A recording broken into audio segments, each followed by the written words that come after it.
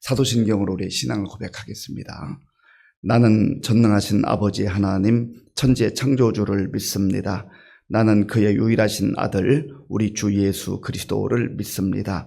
그는 성령으로 잉태되어 동정녀 마리아에게서 나시고 본디오 빌라도에게 고난을 받아 십자가에 못 박혀 죽으시고 장사된 지 사흘 만에 죽은 자 가운데서 다시 살아나셨으며 하늘에 오르시어 전능하신 아버지 하나님 우편에 앉아 계시다가 거기로부터 살아있는 자와 죽은 자를 심판하러 오십니다. 나는 성령을 믿으며 거룩한 공교회와 성도의 교제와 죄를 용서받는 것과 몸의 부활과 영생을 믿습니다. 아멘. 하나님께서 오늘 우리에게 주시는 말씀은 여호수아 17장입니다. 구약성경 344쪽 여호수아 17장을 교독하겠습니다. 므낫세 지파를 위하여 제비 뽑은 것은 이러하니라. 므낫세는 요셉의 장자였고 므낫세의 장자 마길은 길르앗의 아버지라. 그는 용사였기 때문에 길르앗과 바산을 받았으므로 므낫세의 남은 자손을 위하여 그들의 가족대로 제비를 뽑았는데 그들은 곧 아비에셀의 자손과 헬렉의 자손과 아스리엘의 자손과 세겜의 자손과 헤벨의 자손과 스미다의 자손이니 그들의 가족대로 요셉의 아들 므낫세의 남자 자손들이며 헤벨의 아들 길르앗의 손자 마길의 증손 므낫세의 현손 슬로프핫은 아들이 없고 딸뿐이요 그 딸들의 이름은 말라와 노아와 호글라와 밀가와 디르사라. 그들이 제사장 엘르아살과 눈의 아들 여호수아와 지도자들 앞에 나와서 말하기를 여호와께서 모세에게 명령하사 우리 형제 중에서 우리에게 기업을 주라 하셨다 하매 여호와의 명령을 따라 그들에게 그들의 아버지 형제들 중에서 기업을 주므로 요단 동쪽 길르앗과 바산 외에 므낫세에게 10분깃이 돌아갔으니 므낫세의 여자 자손들이 그의 남자 자손들 중에서 기업을 받은 까닭이었으며 길르앗 땅은 므낫세의 남은 자손들에게 속하였더라. 므낫세의 경계는 아셀에서부터 세겜 앞 믹무닷까지이며 그 오른쪽으로 가서 엔답부와 주민의 경계에 이르나니 답부와 땅은 므낫세에게 속하였으되 므낫세의 경계에 있는 답부와는 에브라임 자손에게 속하였으며 또 그 경계가 가나 시내로 내려가서 그 시내 남쪽에 이르나니 므낫세의 성읍 중에 이 성읍들은 에브라임에게 속하였으며 므낫세의 경계는 그 시내 북쪽이요 그 끝은 바다이며 남쪽으로는 에브라임에 속하였고 북쪽으로는 므낫세에 속하였고 바다가 그 경계가 되었으며 그들의 땅의 북쪽은 아셀에 이르고 동쪽은 이사갈에 이르렀으며 이사갈과 아셀에도 므낫세의 소유가 있으니 곧 베스안과 그 마을들과 이블르암과 그 마을들과 돌의 주민과 그 마을들이요 또 엔돌 주민과 그 마을들과 다낙 주민과 그 마을들과 무깃도 주민과 그 마을들 세 언덕 지역이라. 그러나 므낫세 자손이 그 성읍들의 주민을 쫓아내지 못하매 가나안 족속이 결심하고 그 땅에 거주하였더니 이스라엘 자손이 강성한 후에야 가나안 족속에게 노역을 시켰고 다 쫓아내지 아니하였더라. 요셉 자손이 여호수아에게 말하여 이르되 여호와께서 지금까지 내게 복을 주심으로 내가 큰 민족이 되었거늘 당신이 나의 기업을 위하여 한 제비 한 분깃으로만 내게 주심은 어찌함이니까 하니 여호수아가 그들에게 이르되 네가 큰 민족이 되므로 에브라임 산지가 네게 너무 좁을진데 브리스 족속과 르바임 족속의 땅 살림에 올라가서 스스로 개척하라 하니라. 요셉 자손이 이르되 그 산지는 우리에게 넉넉하지도 못하고 골짜기 땅에 거주하는 모든 가나안 족속에게는 베스안과 그 마을들에 거주하는 자이든지 이스라엘 골짜기에 거주하는 자이든지 다 철병기가 있나이다 하니 여호수아가 다시 요셉의 족속 곧 에브라임과 므낫세에게 말하여 이르되 너는 큰 민족이요 큰 권능이 있은즉 한 분깃만 가질 것이 아니라 그 산지도 네 것이 되리니 비록 살림이라도 네가 개척하라. 그 끝까지 네 것이 되리라. 가나안 족속이 비록 철병거를 가졌고 강할지라도 네가 능히 그를 쫓아내리라 하였더라. 아멘. 하나님께서 지난 3개월을 보호하시고 인도해 주셨습니다. 그리고 새로운 달 4월을 허락해 주셨습니다. 어느 시인은 4월을 일컬어서 잔인한 달이라고 표현하기도 했습니다. 물론 우리 인생 가운데 많은 시련과 역경이 있지만, 그러나 금년 4월은 많은 어려움도 있지만은 하나님께서 우리에게 약속하신 부활의 소망과 기쁨이 있는 그런 달이기 때문에 기대감과 설레임이 있습니다. 우리 믿음으로 사는 사람들은 우리 눈에 보이는 현실만 보면서 낙심하고 절망할 것이 아니라 하나님께서 우리를 위해 예비하신 그 은혜를 기대하며 믿음으로 살아가는 사람들입니다. 그러기에 좌절하지 말고 기도하며 하나님의 은혜를 구하고 하나님의 은혜로 4월 한 달 동안 기뻐하며 감사하며 또 간증하며 살아갈 수 있는 저와 여러분들이 될 수 있기를 바랍니다. 오늘 본문에는 므낫세 지파 그리고 에브라임 지파에 대한 그런 내용입니다. 이미 에브라임 지파가 이제 어제 말씀에서 그 땅을 기업으로 받은 것을 우리가 보았고, 오늘은 이제 므낫세 지파가 땅을 기업으로 받는 그 과정과 그 경계선들을 이야기합니다. 그리고 므낫세와 에브라임 지파, 이 요셉의 아들들이죠. 이 요셉의 자손들이 여호수아에게 나와서 땅을 요청하는 그러한 내용으로 크게 두 부분으로 이야기할 수가 있습니다. 먼저 1절 말씀을 제가 읽겠습니다. 므낫세 지파를 위하여 제비 뽑은 것은 이러하니라. 므낫세는 요셉의 장자였고 므낫세의 장자 마길은 길르앗의 아버지라. 그는 용사였기 때문에 길르앗과 바산을 받았으므로. 아멘. 이 므낫세는 요셉의 첫째 아들입니다. 요셉에게는 두 아들이 있었는데 첫째 아들은 므낫세, 둘째 아들은 에브라임입니다. 그런데 요셉의 아버지, 그러니까 므낫세와 에브라임의 할아버지인 야곱이 세상을 떠나기 전에 이 백성들을 축복을 하죠. 그리고 이제 요셉의 아들들을 데리고 와서 그들에게 머리에 손을 얹고 기도하는데, 오른손을 장자의 머리 위에 그리고 왼손을 차자의 머리 위에 얹고 기도하기를 아버지는 바랬어요. 그러니까 요셉은 그렇게 바랬는데 야곱이 하나님의 인도하심 가운데 손을 어긋대서 왼손을 므낫세의 머리, 장자의 므낫세의 머리, 그리고 오른손을 차자인 에브라임 머리에 얹고 기도를 합니다. 그러니까 이 요셉이 아버지께서 눈이 좀 어두워져서 연세가 많으니까 잘못 올리셨나 하고 아버지 오른손을 이 장자의 므낫세 위에 올려주시기 바랍니다. 요청하지만 나도 다 안다.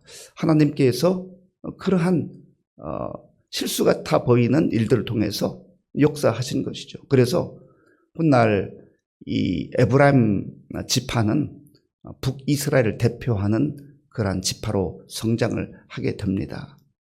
그런데 오늘 여기 본문에 보면 므낫세가 장자였다라고 하는 것을 표현하고 있습니다. 1절을 제가 한번 더 읽겠습니다. 므낫세 지파를 위하여 제비 뽑은 것은 이러하니라.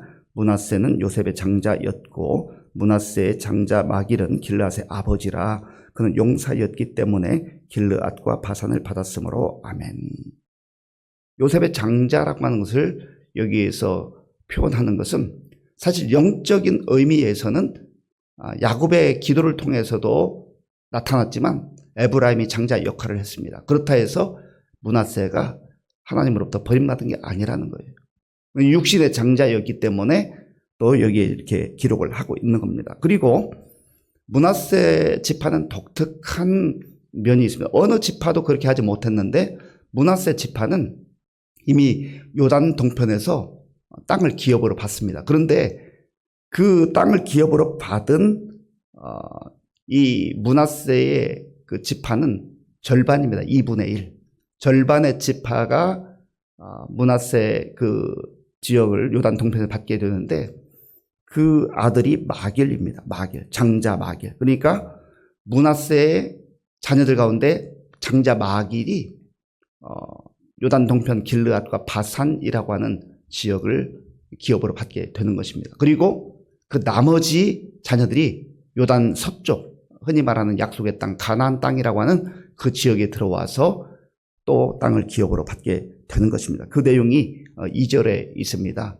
2절을 제가 한 번 더 읽겠습니다. 므낫세의 남은 자손을 위하여 그들의 가족대로 제비를 뽑았는데 그들은 곧 아비에셀의 자손과 헬렉의 자손과 아스리엘의 자손과 세겜의 자손과 헤벨의 자손과 스미다의 자손이니 그들의 가족대로 요셉의 아들 므낫세의 남자 자손들이며 아멘. 므낫세의 남은 자손을 위하여, 이 말이 마기를 제외한 나머지의 형제들이 요단 서쪽에서 또 땅을 기업으로 받았다라는 거죠. 특별한 하나님의 은혜가 있었던 것 같아요. 그런데 그들 가운데 그 슬로보앗이라고 하는 사람이에요. 슬로보앗이 아들을 낳지 못하고 죽게 됐습니다. 딸만 5이 있어요. 그런데 이 당시에 딸들에게는 이 땅이 이제 유산으로 물려지지 않는 거예요. 그때에 딸들이 여호수아 앞에 왔습니다. 우리가 아무리 딸들이라 하지만 우리 아버지가 죄를 범한 것도 아니고 성실했고 하나님 말씀대로 살았는데 그 아버지에게 주셨던 그 기업을 우리에게 줘야 되지 않겠습니까? 라고 요청을 합니다. 그때 여호수아가 지도자이지만 자기 스스로 판단하지 않아요. 하나님께 묻습니다. 하나님 어떻게 하면 좋겠습니까? 그때 하나님께서 슬로보앗의 5명의 딸들의 그 요청을 들어주라 말씀하셨어요. 그래서 그들이 땅을 기업으로 받게 되는 것입니다. 여기서 우리가 알 수 있는 것은 이 슬로보앗의 딸들은 욕심을 부린 게 아니에요. 하나님께서 조상들에게 주셨던 그 땅, 또 아버지에게 주셨던 그 기업을 붙들기 원하는 거예요. 사모함이 있는 것이죠. 아유, 이 시대에 우린 여자들인데 딸들인데 안 돼라고 포기하지 않는다라는 겁니다. 사모함이 있어요. 열정이 있어요.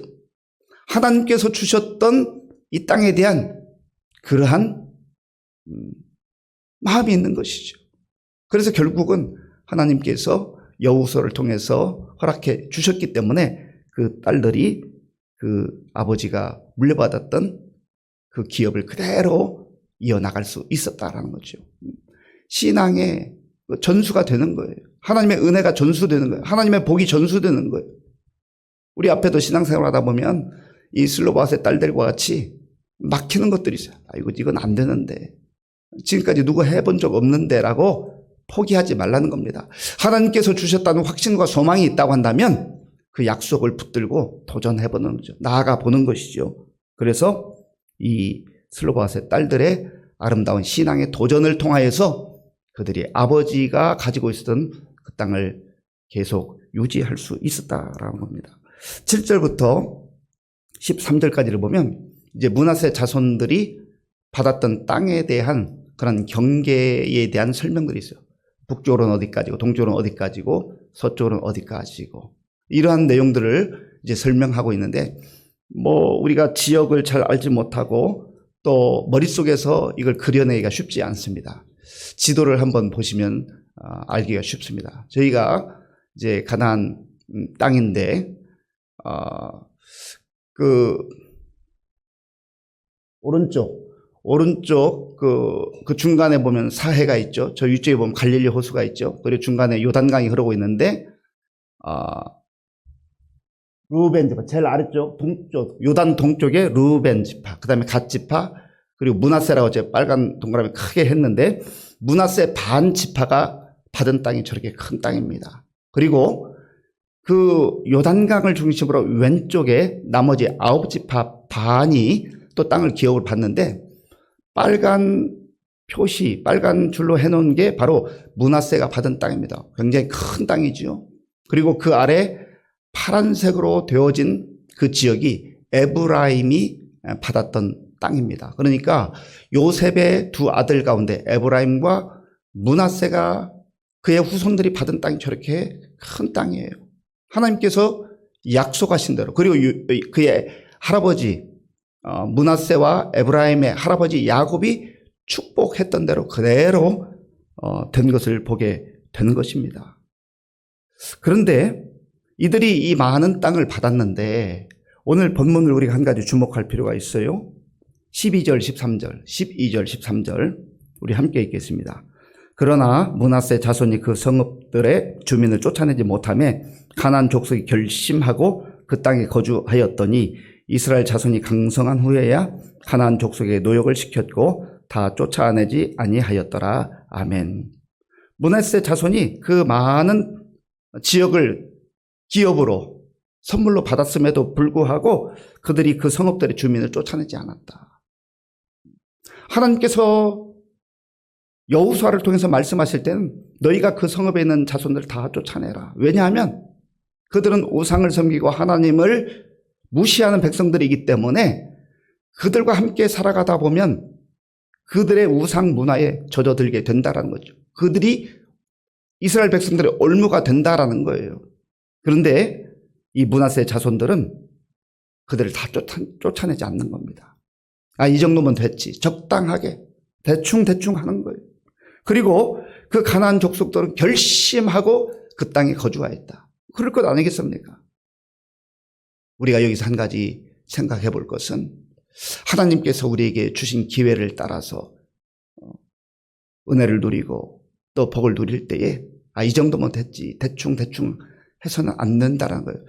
하나님의 뜻에 전적으로 초점을 맞추어야 한다는, 이것은 더 많이 갖게, 더 욕심을 부리겠다, 그런 의미가 아니에요. 하나님 주신 말씀대로 그대로 온전하게 순종하는 삶이야말로 가장 복된 삶이다 하는 겁니다. 그런데 그 이후의 말씀을 보면 이들이 또 다른 욕심을 부리는 것을 보게 됩니다. 자, 본문 14절을 제가 읽겠습니다. 요셉 자손 여호수아에게 말하 이르되 여호와께서 지금까지 내게 복을 주심으로 내가 큰 민족이 되었거늘 당신이 나의 기업을 위하여 한 제비 한 분깃으로만 내게 주심은 어찌함이니까 하니. 아멘. 지금 자기들이 받은 땅이 적다는 거예요. 더 달라는 거죠. 아까 지도를 통해서 봤습니다마는 이 땅을 기업으로 받는 것은 그들의 그 가족 수대로 또 인구 숫자를 반영해서 이 제비를 뽑아 땅을 얻게 되었는데 므낫세 지파는 요단 동편에도 그리고 요단 서편에도 어느 지파도 그렇게 받지 못했는데 그 많은 땅을 받았습니다. 그리고 에브라임은 그 바로 아래 므낫세가 받았던 요단 서편에 아주 중요한 좋은 땅을 받았습니다. 그런데도 이들이 감사하고 기뻐하지 못하고 우리 땅을 더 달라 그렇게 요청을 하는 것이죠. 이미 받은 은혜를 누리지도 못하고 기뻐하지도 못하고 감사치도 못하고, 이것은 그야말로 욕심입니다. 우리가 때로는 우리의 열정, 우리의 비전, 꿈과 욕심을 혼재하면 안 돼요. 어떤 경우 우리 스스로도 속아 넘어갈 때가 있어요. 이게 욕심으로 하는 건지 정말 하나님 말씀에 따라 하는 것인지 그걸 잘 분별하지 못하면 계속 욕심에 속아 넘어갈 수가 있다는 것이죠. 그때에 여호수아가 그들에게 말합니다. 너희들이 저 살림이라도 가서 골짜기에 가서 스스로 개척하라. 너희들의 땅을 넓힐 수 있는 땅이 있다라고 하는 것입니다. 그런데 이들이 나와서 거기에는 뭐 골짜기도 있고 또 강한 그 사람들이 있고 그들은 또 무기도 철병거를 가지고 있기 때문에 우리가 쉽지 않습니다. 그래 주저해요. 어떻게 보면 그저 편안한 거, 그저 쉽게 얻을 수 있는 거, 그것만 생각하는 것이죠. 그때 여호수아에게 이들에게 일침을 가합니다. 그 내용이 17절, 18절에 우리 함께 읽겠습니다. 여호수아가 다시 요셉의 족속 곧 에브라임과 므낫세에게 말하이르되 너는 큰 민족이요 큰 권능이 있은즉 한 분깃만 가질 것이 아니라 그 산지도 네 것이 되리니 비록 살림이라도 네가 개척하라. 그 끝까지 네 것이 되리라. 가나안 족속이 비록 철 병거를 가졌고 강할지라도 네가 능히 그를 쫓아내리라 하였더라. 아멘. 정말 힘들고 어려울 때 하나님을 의지하죠. 이들은 광야를 지나면서 그리고 여리고성을 점령하면서 하나님의 은혜로 이 모든 것을 얻었다는 것을 다 알고 있습니다. 그런데 주어져서 이제 좀 편안한 상태가 되다 보니까 편하게 쉽게 가겠다는 거예요. 여호수아는 도전합니다. 그들이 아무리 강할지라도 하나님께서 지금까지 함께 하셨던 것처럼 앞으로도 함께 하실 것이다. 그리고 이들의 태도와 자세를 보면요, 우리가 얼마 전에 묵상했던 85세 되었던 유다 지파의 갈렙이 이 산지를 나에게 주소서, 하나님의 약속을 붙들고 도전했던 그 갈렙의 믿음과 자세와 태도와 아주 차이가 많이 있는 걸 보지 않습니까? 오늘 우리 시대도 마찬가지예요. 하나님께서 우리에게 은혜를 베푸시고 우리와 함께 하신다 해서 장애물이 전혀 없는 것 아니에요. 때로 장애물도 있고 어려움도 있지만 그때 포기하고 쉬운 길, 편한 길만 선택할 것이 아니라 하나님이 주신 것이 확실하다면 하나님을 의지하고 믿음으로 담대하게 나아가는 그런 도전 정신이 필요하다는 것이, 이건 무모한 것이 아니에요. 하나님께 주신 이 약속의 땅이기 때문에 아무리 힘들고 어려워도 우리가 갈 수 있다. 이런 믿음의 초심을 잃지 말고 지금까지 우리가 살아오고 걸어왔던 모든 것이 내 힘과 내 능력으로 살아온 것이 아니라 하나님의 은혜로 살아왔음을 고백하면서 오늘 4월 첫날뿐만 아니라 4월 한 달도 이런 믿음으로 비전과 꿈을 가지고 하나님과 동행하며 승리의 삶을 살아가는 저와 여러분들이 될 수 있기를 바랍니다. 아버지 하나님 감사합니다. 오늘 우리에게 주신 말씀을 마음에 깊이 기억하고 간직하게 하시고 우리의 욕심인지 비전과 꿈인지를 영적으로 잘 분별하게 도와주시고 하나님 주신 비전과 꿈이라고 한다면 아무리 힘들고 어려워도 믿음으로 담대하게 나아가게 하시고 우리의 욕심으로 취하는 것이라고 한다면 하나님 앞에서 그것 내려놓고 주신 은혜에 또 감사하며 살아가는 우리 모두가 될 수 있도록 인도하여 주시옵소서. 아버지 하나님께서 허락하신 이 4월 한 달 주님께 맡기고 믿음으로 나아가기로 나오니 우리 모든 성도들의 그 마음과 생각을 붙들어 주시고 한 날 한 날 주의 인도하심과 은혜 가운데 감사와 찬송이 넘치는 4월이 될 수 있도록 도와주시옵소서. 예수님의 이름으로 기도하옵나이다. 아멘. 주기도문으로 예배를 마치겠습니다. 하늘에 계신 우리 아버지, 아버지의 이름을 거룩하게 하시며 아버지의 나라가 오게 하시며 아버지의 뜻이 하늘에서와 같이 땅에서도 이루어지게 하소서. 오늘 우리에게 일용할 양식을 주시고 우리가 우리에게 잘못한 사람을 용서하여 준 것 같이 우리 죄를 용서하여 주시고 우리를 시험에 빠지지 않게 하시고 악에서 구하소서. 나라와 권능과 영광이 영원히 아버지의 것입니다. 아멘. 오늘 우리에게 주신 말씀 마음에 깊이 새기고 정말 믿음으로 하나님 주신 약속의 말씀 붙들고 담대하게 나아갈 수 있도록 하나님 혹시 내가 욕심으로 구하는 게 있다면 그거 내려놓을 수 있는 분별력도 주옵소서 기도하시고요. 우리 나라와 민족을 위해서 또 기도하고 우리 교회 많은 어르신들, 환우들을 위해서 기도해 주시기 바랍니다. 우리 김상섭 장로님 어젯밤에 인천의 탑병원에 긴급히 또 이송돼서 지금 중환자실에서 있는데요. 피가 모자라서 상당히 좀 위험한 상태라고 의사 진단이 있고 지금 치료 중에 있습니다. 하나님 도우심 가운데 잘 치료받고 또 건강 회복할 수 있도록 기도해 주시기 바랍니다. 이외에도 여러 환우들 위해서 기도해 주시고 우리 다음 세대 또 선생님들 위해서 그리고 우리 군복무의 청년들 또 선교사님들 위해서 기도해 주시고 산불 피해로 인해서 어려움 가운데 있는 우리 이재민들과 또 미얀마에서는 강진으로 인해서 많은 사람들이 이미 죽었고 또 지금도 참 고통 가운데 하는 불쌍히 여겨 주옵소서. 함께 기도하겠습니다.